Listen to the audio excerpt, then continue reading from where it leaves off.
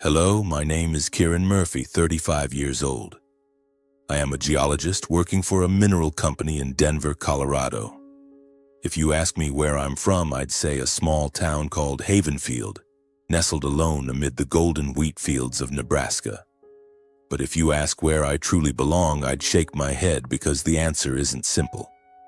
I've spent my life searching for a place to call home, a place free from the stench of cheap liquor, the sound of shouting, or the bruises I once thought were an inevitable part of childhood.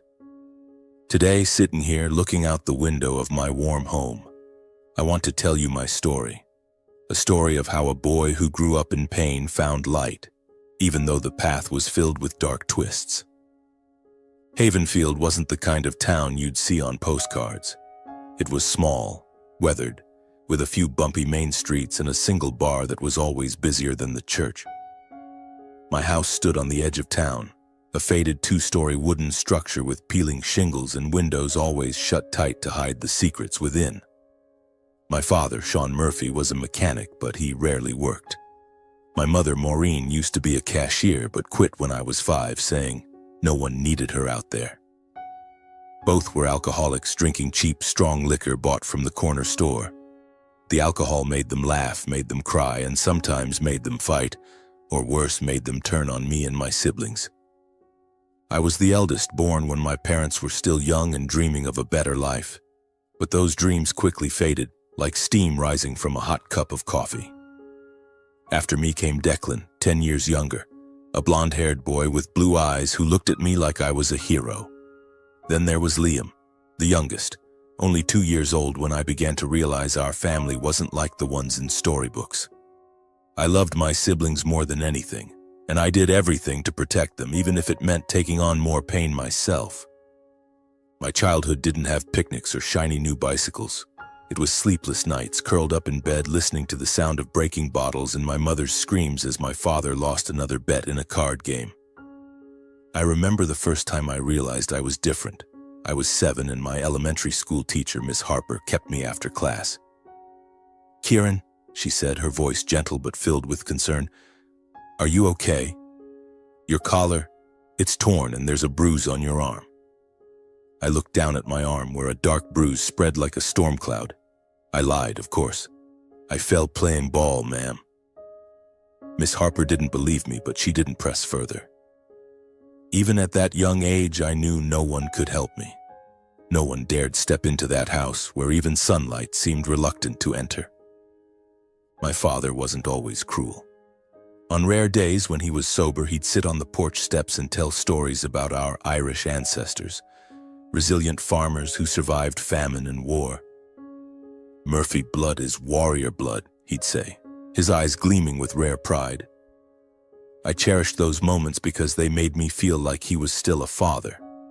But then he'd pick up the bottle and that father disappeared, replaced by a stranger whose fists were faster than his words. My mother was different. She didn't hit me, but her indifference hurt more. When I was 10, I brought home a drawing that my teacher had praised. I thought she'd be proud. But she only glanced at it, then turned away, muttering something about no room in this house for useless things. I stood there, holding the drawing, feeling like my heart was being crushed. I didn't hate her, I couldn't. I just wanted her to see me, truly see me, even once. But I didn't let those things destroy me. I found solace in books. The town library, a small building with the smell of old paper and creaky wooden floors, became my sanctuary. I read everything, from adventure stories to science books. That's where I discovered geology. The stories of rocks, mountains, and minerals hidden deep within the earth. I was fascinated by the idea that the earth, though old and scarred, held precious secrets within it. Maybe I thought I was like the earth, wounded on the outside but with something valuable inside. As the eldest, I learned to be a shield for Declan and Liam. When my father got angry, I'd pull them into my room, lock the door, and tell stories to drown out the shouting. One day, I'd tell them, "We'll leave this place. We'll have a beautiful house with a green lawn and windows always open." Declan would nod, his eyes shining, and Liam would cling to me as if afraid I'd vanish. I wasn't making empty promises, I believed it. I had to believe it because otherwise I don't know how I would have survived. When I was 15, things got worse. My father lost his job at the auto shop after getting drunk and arguing with his boss. Money dried up and the beatings became more frequent. One night when I tried to stop him from hitting Declan for breaking a glass, he shoved me to the floor. I remember the cold wood against my back, the pounding of my heart in my ears, and the wild look in my father's eyes as he raised his hand. But then he stopped, stumbling out of the house, leaving me lying there, breathing heavily. Declan ran to me sobbing, and I held him, whispering that everything would be okay. But deep down, I knew I needed a plan. I started working after school, delivering newspapers in the mornings and cleaning at the grocery store on weekends. I hid the money in an old tin box, buried under a tree in the backyard. It wasn't just money, it was hope. A promise to my siblings that we'd escape this place. I studied harder than ever, sometimes staying up all night with a flashlight to review lessons because the electricity was often cut off.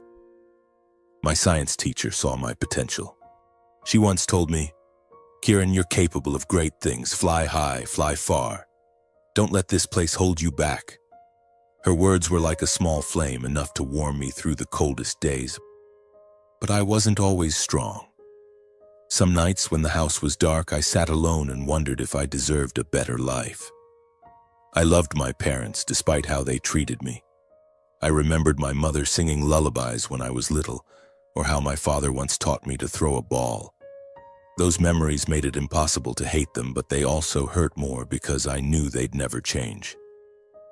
When I was 18, I received a full scholarship to a university in Colorado to study geology. It was the moment I'd waited for my whole life, a door to freedom. But when I told my parents, my mother gave a faint smile and my father said, "Don't think you're better than me just because you're going to college." I didn't argue. I packed my things, hugged Declan and Liam, promised to come back for them, and left Havenfield without looking back. As the bus carried me out of town, I looked out the window at the endless wheat fields stretching into the distance. I didn't cry, but my heart felt heavy. I wasn't just leaving my parents. I was leaving a part of myself, the boy who still hoped one day his family would become a real family. My luggage for starting my college journey was just a backpack with a few clothes and the tin box holding my savings. My destination was the University of Colorado in Boulder, where I'd received a full scholarship to study geology. It felt both freeing and terrifying, like walking a tightrope between the past and the future. Stepping into Boulder, I encountered a completely different world. No smell of cigarette smoke or sounds of arguing.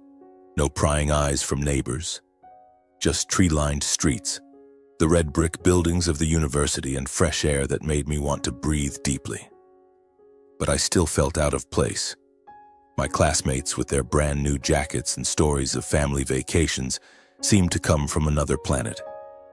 I hid in my worn-out sweater and borrowed textbooks from the library, trying to keep anyone from noticing how poor I was.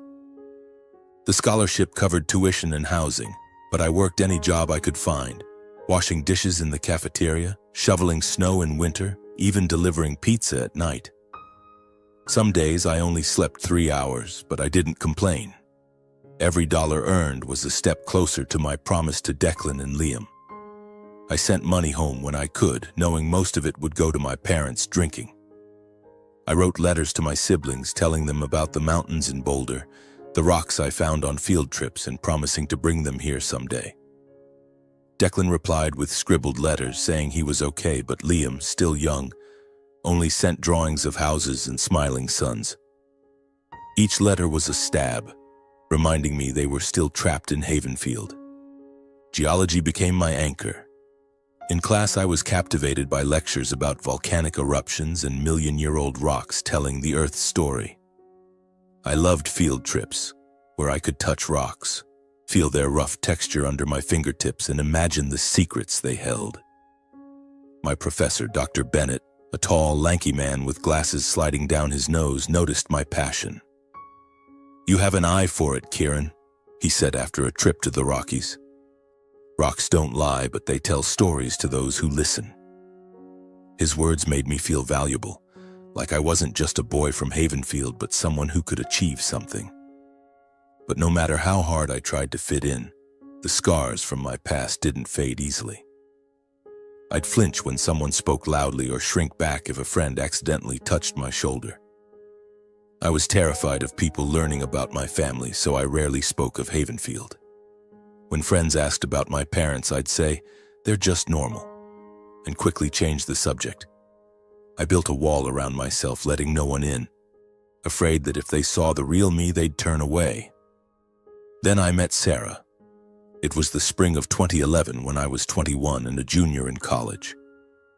I went to the university library to borrow a book on mineralogy, and there she was, standing behind the counter, her brown hair tied up high and eyes as blue as the Colorado sky. She smiled when I handed her my library card, and I, awkward with words, could only mumble a thank you. "You like rocks, huh?" she said, glancing at the book. "I used to think they were just rocks, but I saw a rose quartz once and it was beautiful, like a dream." Her voice was gentle, non-judgmental, and for the first time in years I felt like I could breathe. We started dating slowly and naturally. Sarah was unlike anyone I'd ever met. She was smart, funny, and saw the world with hope, as if everything could be fixed. She took me hiking in the mountains near Boulder, where we sat on rocks and watched the sunset. I told her about mineral deposits, how lithium, the metal sought after for electric car batteries, hid deep in the earth. She laughed, teasing that I loved rocks more than her, but her eyes said she understood. With Sarah, I wasn't the boy from Havenfield. I was Kieran, a man with dreams, someone worthy of love.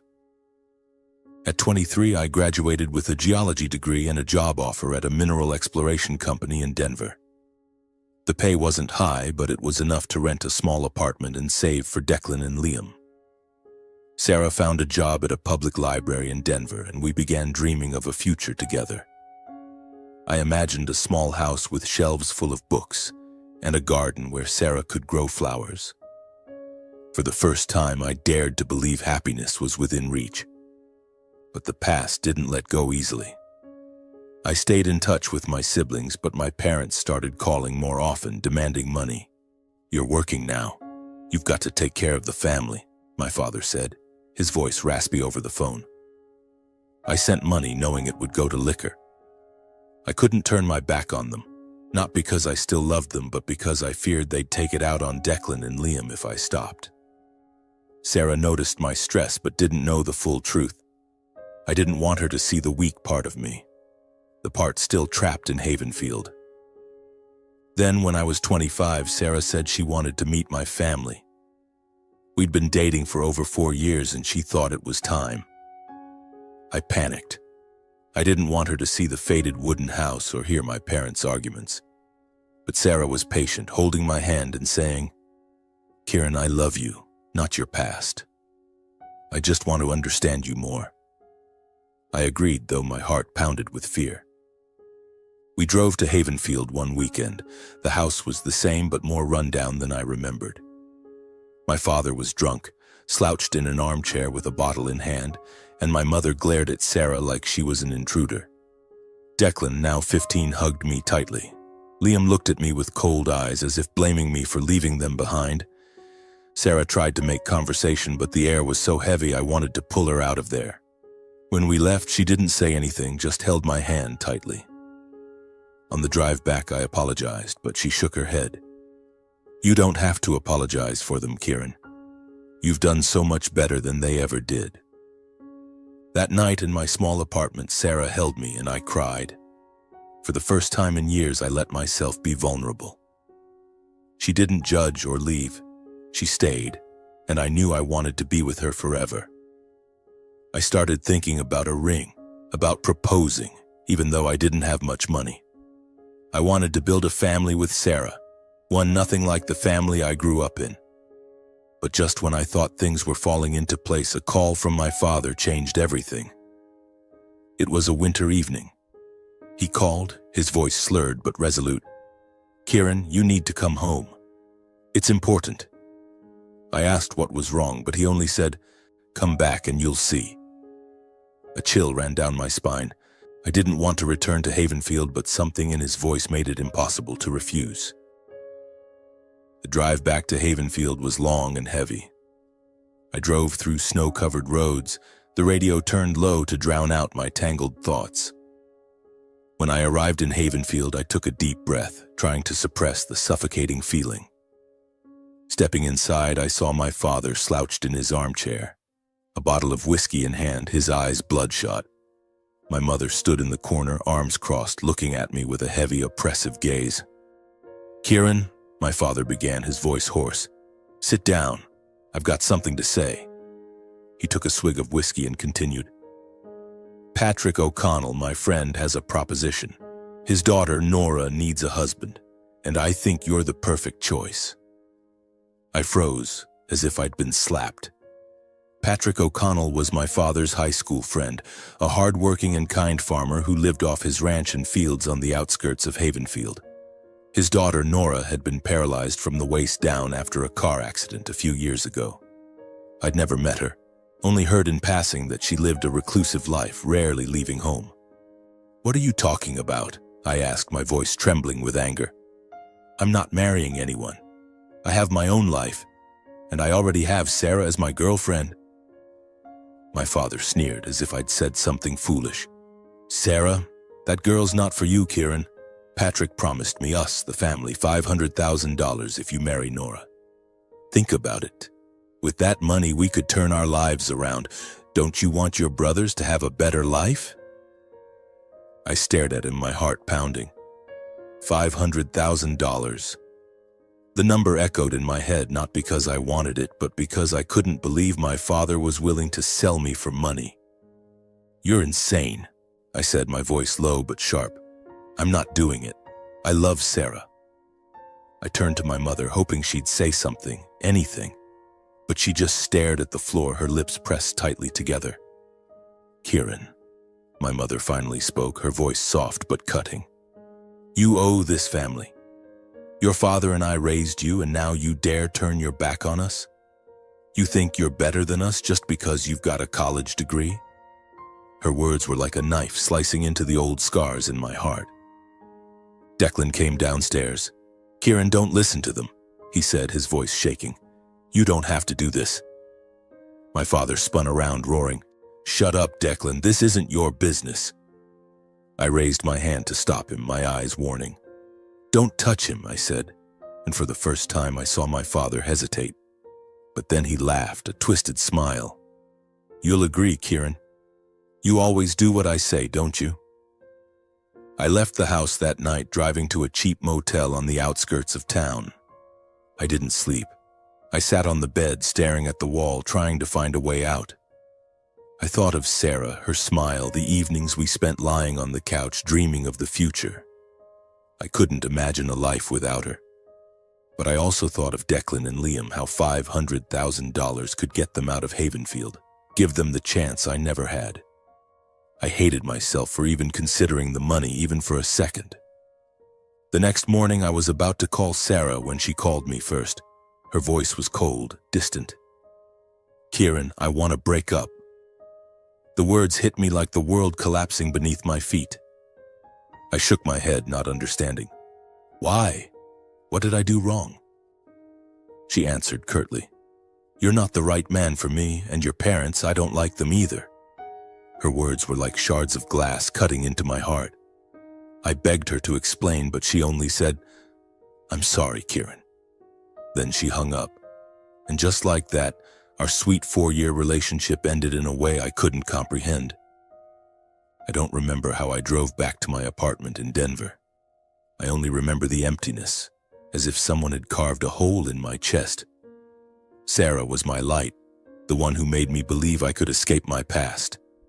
When I got to the apartment, she was gone, leaving the place empty and cold. I sank to the floor, and I drank, something I'd sworn I'd never touch. But that day, I drank like I wanted to end my life. The days that followed were no brighter. Mornings, I went to work like a soulless shell. Evenings, I returned to the apartment and drank until I couldn't remember what happened. After about a month of living like an alcoholic just like my father, I decided I had to change. I returned to Havenfield not because I wanted to, but because I had nothing left to lose. That day, my father had arranged everything. Patrick O'Connell came to our house with his daughter. He thanked me for agreeing to marry Nora. He talked about the money, about how Nora needed someone to take care of her. I didn't listen. I just nodded, feeling like I was watching myself from a distance, like a stranger. Nora sat in her wheelchair, her black hair neatly tied back, her brown eyes sharp but wary. She didn't smile, saying nothing beyond a brief hello. I felt guilty looking at her, not out of pity, but because I knew we were both victims of the adults around us. "I don't want to force you," she said when we were left alone. "If you don't want this, just say no." Her voice was calm, but there was a deep sadness in it. I wanted to say no, to run from it all, but I didn't. "I'll marry you," I said, and she nodded, as if we'd both just signed a contract neither of us wanted.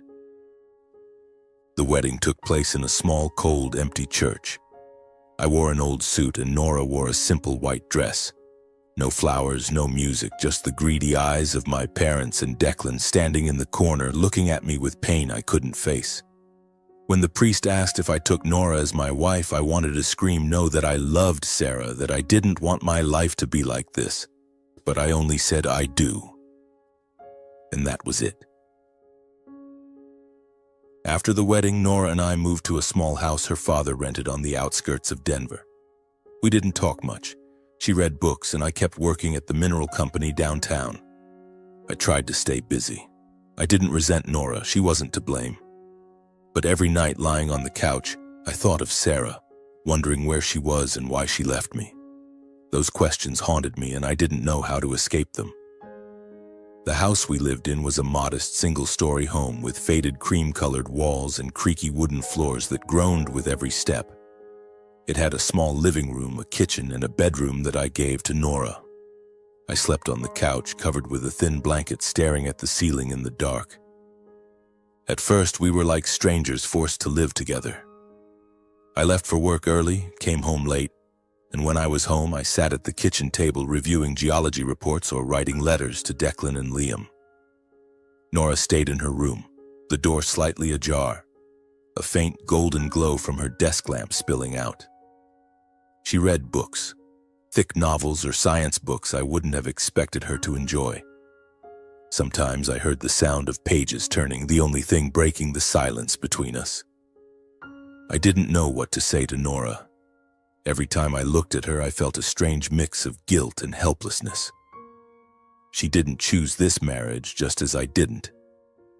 But there she was in her wheelchair with her neatly tied black hair and sharp brown eyes, as if watching me, waiting for something.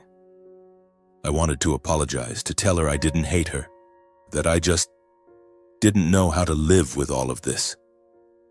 But I didn't speak. I was afraid that if I opened my mouth, everything would fall apart. Nora, on the other hand, seemed to need no words. She had a calmness that I both admired and found unsettling. One evening, about 3 weeks after the wedding, I came home late, drenched from the rain. She was sitting in the living room, a book on astrophysics open on her lap. "You should dry off or you'll catch a cold," she said, her voice even but not cold. I nodded, grabbed a towel from the kitchen, and when I returned, she was still looking at me. "You don't have to avoid me, Kieran," she said. "I know you don't want to be here, but we could at least try to talk, couldn't we?"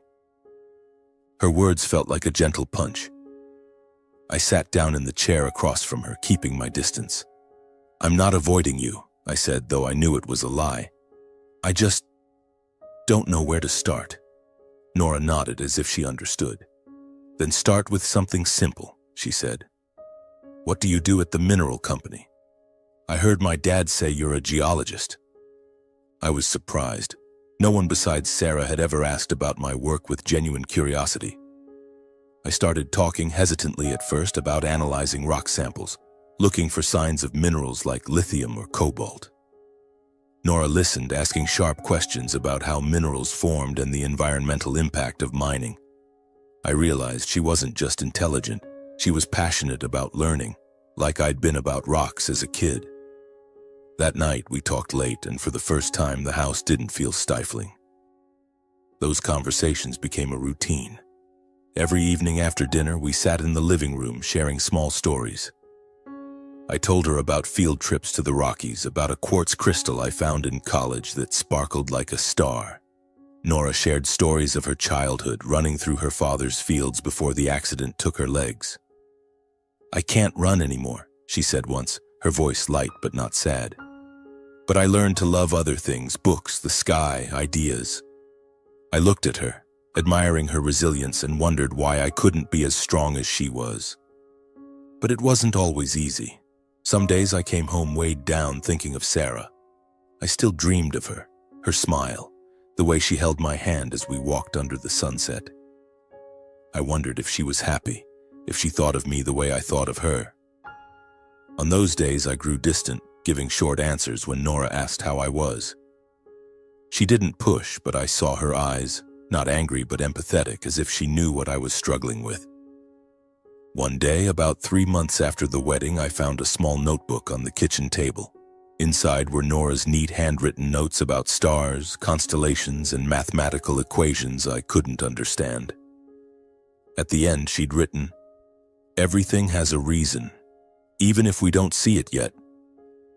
I closed the notebook, feeling like I'd intruded on something private, but her words echoed in my mind. I wanted to believe this marriage, the pain of losing Sarah, all had meaning, but I wasn't ready. That fall, Nora suggested we go to the backyard, a small patch overgrown with weeds. "I want to plant flowers," she said. "Will you help me?" I hesitated. I knew nothing about gardening, but her eager eyes made me agree. We spent that weekend with me digging the soil and Nora directing from her wheelchair, laughing loudly when I spilled a bag of fertilizer. "You're a disaster, Kieran," she teased, and I laughed for the first time in months. We planted daisies, sunflowers, and some lavender, which Nora said would make the house brighter. When we finished, my hands were caked with dirt and Nora had a smudge of mud on her cheek. I wiped it off without thinking, and she looked at me, her eyes so gentle I had to look away to hide my embarrassment. Moments like that began to change me. I realized I looked forward to coming home, to seeing Nora, to hearing her talk about a new book or tease me for my clumsy cooking. She had a way of making things lighter, as if she carried light within her despite the unfairness life had dealt her. One summer evening when I was 27, we sat in the backyard watching the first daisies bloom. The sky was full of stars, and Nora pointed out the Orion constellation, her voice brimming with passion. "Do you ever think about how small we are?" she asked. "All those stars, billions of years old, and we're just a moment." I looked at her, her black hair shimmering in the moonlight, and for the first time I didn't think of Sarah. I thought of Nora, how she made me want to live, truly live, instead of just existing. "Maybe we're small," I said, "but this moment, it's big enough for me." I don't know when I started loving Nora. Maybe it was when she smiled at me through the daisies. Maybe it was when she patiently listened to me vent about bad days at work, without judgment. Or maybe it was when I realized she didn't need me to take care of her. She was stronger than I'd imagined, and what she needed was a companion, not a savior. This love wasn't like the one I'd had with Sarah. With Sarah, love was a bright, blazing light, intense and overwhelming. With Nora, it was a small, steady flame, warming me through the coldest days. Then one day, as Nora and I were having dinner, the doorbell rang. I opened the door and my heart stopped. Sarah stood there, her brown hair shorter, her blue eyes full of regret. "Kieran," she said, her voice trembling, "we need to talk." I looked at her, feeling time rewind, and everything I thought I'd moved past came crashing back. Nora, from the dining table, looked at us, and though she said nothing, I saw her eyes. Not jealous, but worried, as if she feared I'd leave her. I invited Sarah in, but she shook her head. "Out here," she said. We stood on the porch, the air biting cold. Sarah took a deep breath and said, "Kieran, I need to tell you the truth. Your parents, They paid me to leave you. They said if I broke up with you, they'd give me money to start over. I agreed because I thought you'd be better off without me. But they didn't keep their promise, and I couldn't live with the guilt anymore." Her words were like a storm tearing through everything I believed. I stumbled, gripping the railing to keep from falling. "They paid you?" I asked, my voice breaking. Sarah nodded, tears streaming down her face. "I'm sorry, Kieran. I don't deserve forgiveness, but you need to know the truth." I wanted to scream, to drive to Havenfield and confront my parents, to ask why they ruined my life. But I just stood there, looking at Sarah, and realized I didn't love her anymore. Not because I was angry, but because my heart now belonged to the woman waiting for me inside that house. I told Sarah I forgave her, though I wasn't sure if I truly did. She left, and I went back inside, where Nora was still sitting, her eyes gentle but full of questions. "Are you okay?" she asked. I sat down, took her hand for the first time, and said, "I'll be okay, because I have you." Nora smiled, and in that moment I knew I'd found a true family. But life, as I've learned, is full of unexpected turns. One October morning, my phone rang incessantly. It was Nora's mother, her voice trembling over the line. "Kieran, your father-in-law, Patrick, he passed away last night. He had a heart attack." I was stunned, at a loss for words. Patrick O'Connell, my father-in-law, the hard-working and kind farmer, had always been a vital part of Nora's life. Though he was behind our arranged marriage, I never blamed him. He only wanted to protect his daughter, and I understood that better than anyone. I agonized over how to break the news to Nora, but when she heard the devastating news, I saw a chilling calmness that both awed and worried me. She didn't cry, just sat quietly in the living room, clutching the astrophysics book she loved. I sat beside her, unsure of what to do except be there. "Dad always wanted me to live well," she said after a while, her voice soft but resolute. "He wasn't perfect, but he believed in me." I nodded, holding her hand, and we navigated the grief together. Patrick's funeral took place on a drizzly day at a small cemetery near his farm in Havenfield. Watching Nora place a bouquet of daisies on his casket, I vowed to ensure she never felt alone. Patrick left Nora a will, and in it was a vast piece of land on the outskirts of Colorado, near the Rockies. It was a plot he'd bought cheaply years ago, mostly barren hills and rocky soil, where he dreamed of building a family home. Everyone in Havenfield thought the land was worthless, too remote for development, too harsh for farming. Nora and I had no immediate plans for it. We were busy with daily life, and I was focused on a new project at work, analyzing data from a mine in Nevada. But fate had its own plans. One weekend, I decided to visit the land, partly out of curiosity, partly to give Nora and me a break from the city. We drove out of Denver, winding through roads that led to a rugged, open expanse where grass grew sparsely and gray rocks stretched beneath the mountains. Nora sat beside me, gazing out the window, her eyes distant. "Dad called this place his pipe dream," she said, her voice tinged with amusement. "He thought it would be worth something someday, but no one believed him." I laughed, thinking it was just ordinary land, but when I stepped out of the car, something caught my eye. As a geologist, I'm trained to notice small signs, a glint of mineral, an unusual rock formation. When I picked up a small stone, it felt heavier than normal, its surface shimmering with a metallic sheen. My heart raced. I walked the land collecting more samples and realized these weren't just pebbles. I brought them to the company lab that Monday, and after a week of analysis, the results were unbelievable. The land held a massive lithium deposit, a rare mineral in high demand for electric vehicle batteries. With lithium prices soaring, this deposit, if mined, could be worth hundreds of millions of dollars. I rushed home, papers in hand, my heart pounding as if it might burst. Nora was in the backyard in her wheelchair, tending to the vibrant daisies under the afternoon sun. "Nora, you need to see this," I said, my voice trembling with excitement, almost shouting. I knelt beside her, spreading the documents on the ground, numbers and charts dancing before my eyes. I explained, perhaps a bit chaotically, about lithium, about her father's supposedly worthless land, about the life-changing potential. It could be worth hundreds of millions, Nora. Hundreds of millions. She looked at me, her brown eyes wide, then burst into laughter, a clear, resonant laugh that echoed through the garden. "Dad really had a dream," she said, her voice a mix of astonishment and pride. "He always said this land was special, but no one believed him.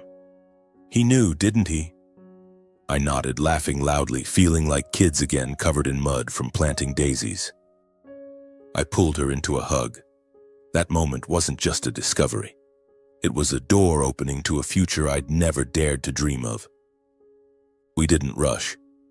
I took the rock samples and data to the mineral company where I worked and presented them to my colleagues. They were stunned. But I saw my boss, Mr. Harris, his eyes lighting up like when I was an intern pitching a wild idea. "Kieran, if you're right, this is huge," he said, clapping my shoulder. Over the next months, I worked day and night collaborating with engineers and major mining companies to appraise the deposit. Finally, a mining conglomerate agreed to buy the extraction rights for $250 million, plus shares in the project. The day the money hit our account, I sat at the kitchen table staring at the numbers on the bank screen, digits that felt like a dream too surreal to be true. Nora held my hand, her fingers intertwined tightly with mine, and asked, "We can do anything, Kieran. But what do you want?" I looked into her eyes, seeing the night sky reflected in them, and said, "I want us to be happy, truly happy." We moved to a new house in Boulder, a 2-story home with large windows overlooking the Rockies where the sunrise painted the peaks golden each morning.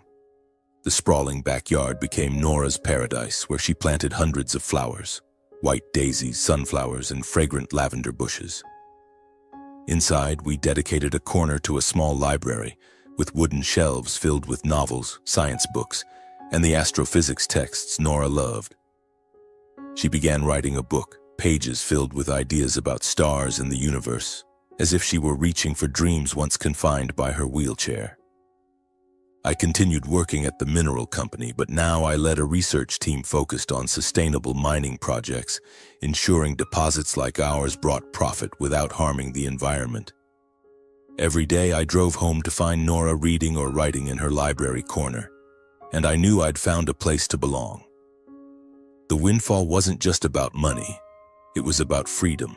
Freedom to live as my true self, to heal the scars from Havenfield. I sent a large sum to Declan and Liam, helping them escape that haunting wooden house. Declan, now 20, enrolled in engineering at the University of Colorado, his eyes lighting up when he talked about designing bridges and buildings. Liam, 17, discovered a passion for painting, his canvases bursting with color as if he were repainting a world he once didn't dare dream of.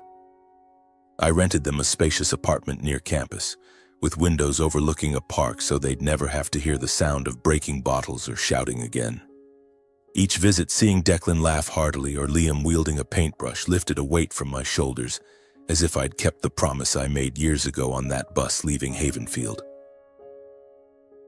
Nora and I began to dream bigger. We established a charitable foundation named after Patrick, honoring the kind farmer whose land changed our lives. The foundation supported young people who, like me, had been abandoned or mistreated by their families. We provided scholarships for college, rented apartments to give them safe places to live, and organized counseling sessions to help them heal. Each thank you letter from someone like Mia, a 16-year-old dreaming of becoming a doctor, was a spark of light, reminding me I was doing the right thing. But even though my life was now filled with light, Nora, Declan, Liam, the shadows of my past still lurked, waiting to pull me back. It was the winter of 2020. I was in my office at the mineral company analyzing data from a new mine in Wyoming when my phone buzzed. My mother's number flashed on the screen. I hesitated, my finger hovering over the reject button, but a part of me, the boy still hoping his parents would change, made me answer. "Kieran," my mother said, her voice sickeningly sweet, "your father and I want to visit. It's been a long time, hasn't it?" I gripped the pencil in my hand, feeling the air in the room thicken. I knew they weren't coming to visit. They never did. I'll arrange something, I replied coldly, hanging up before she could say more. I drove home, my mind in turmoil. Nora was in the small library of our new Boulder home finishing the final chapter of her book on astrophysics. She looked up as I entered, immediately noticing the tension on my face. "It's your parents again, isn't it?" she asked, setting her pen down. I nodded, sitting across from her, and told her about the call. Nora listened, as she always did, without interrupting. When I finished, she took my hand, her warm fingers intertwining with mine. "Kieran, you don't have to see them if you don't want to. You've already given them too much." I looked into her eyes, seeing both resolve and concern, and I knew she was right. But I also knew I needed to face them, not for their sake, but for mine. I reached out to Declan for information. He told me, his voice thick with bitterness, that our parents had squandered the $500,000 from Patrick O'Connell, the money they received for forcing me to marry Nora. Declan said they bought a new truck, paid off my father's gambling debts, and spent the rest on liquor and pointless trips. "They're broke, Kieran," Declan said over the phone. "Now they've heard about the lithium mine and they think you owe them." I gripped the phone tightly, feeling the old bruises on my arms throb again. I wasn't surprised, but the pain was still sharp, like a blade I couldn't dodge. A week later, my parents showed up at our doorstep in Boulder. I opened the door to find them standing there. My father, Sean, with disheveled gray hair and bloodshot eyes, and my mother, Maureen, in a worn sweater, a forced smile on her lips. "Kieran, my boy," my father said, his voice trying to sound warm. "Nice house. You've done well." I didn't respond, just invited them in and led them to the living room. Nora was there in her wheelchair, her eyes sharp but calm. She nodded in greeting but said nothing, leaving it to me to handle. We sat down, the air heavy like the calm before a storm. My father got straight to the point. "Kieran, I heard you made a fortune from that mine. You've got to share with your family. Your mother and I have nothing left." My mother nodded, adding, "You're the eldest son, Kieran. You have a responsibility to us." Their words were like an old script, echoing the days when they forced me to work to support the family, when they took the money I saved from delivering newspapers, but this time, I wasn't that 15-year-old boy anymore. I took a deep breath, feeling my chest tighten. "Mom, Dad," I said, my voice low but firm, "I gave you $500,000 from Patrick. You spent it all. I don't owe you anything anymore." My father scoffed as if I'd said something absurd. "Who do you think you are, Kieran? You're rich now and you turn your back on your family. You wouldn't be anything without me and your mother." My mother chimed in, her voice trembling.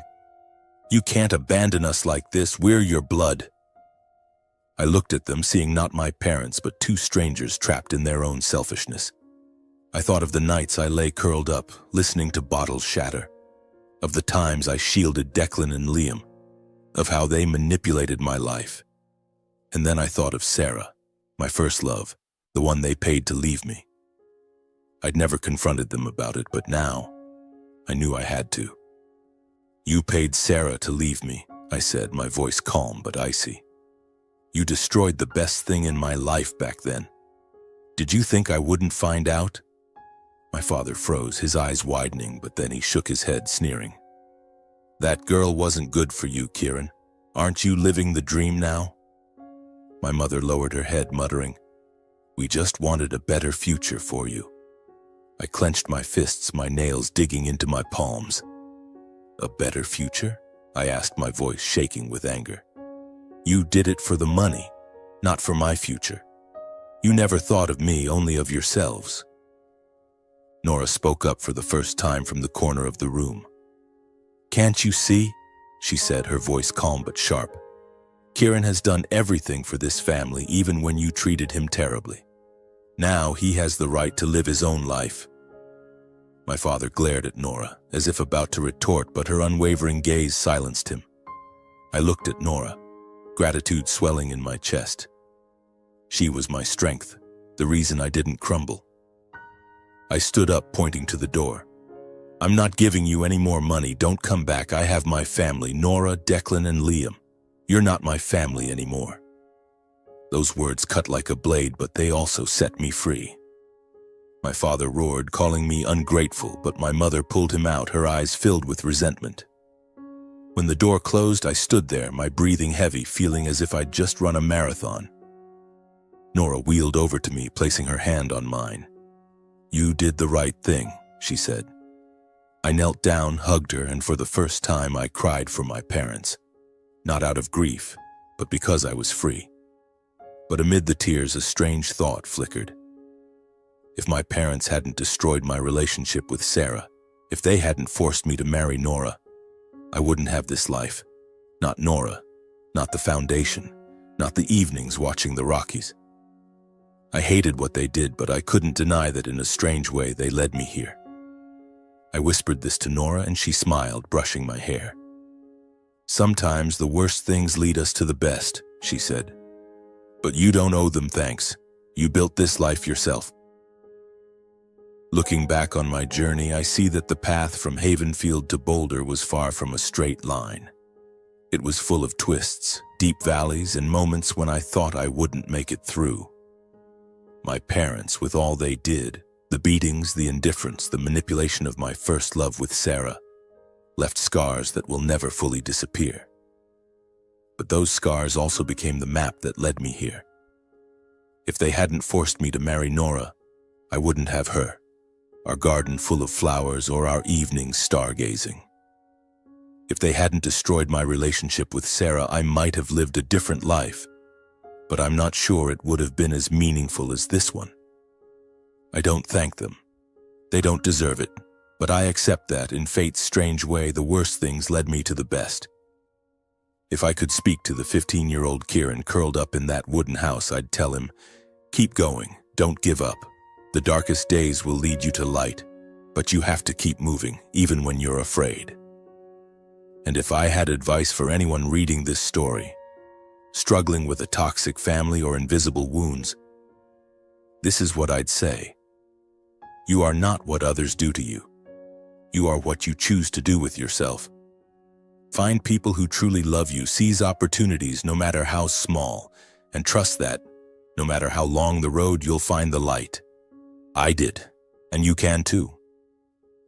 Life doesn't promise to be easy, but it promises to be worth living if you dare to keep going. And I, Kieran Murphy, kept going. I found my true family, built a life based on love and truth, and I'll never stop dreaming big. Because I know, as Nora once said, each of us is a story. And my story, though it began in darkness, is now shining brighter than ever.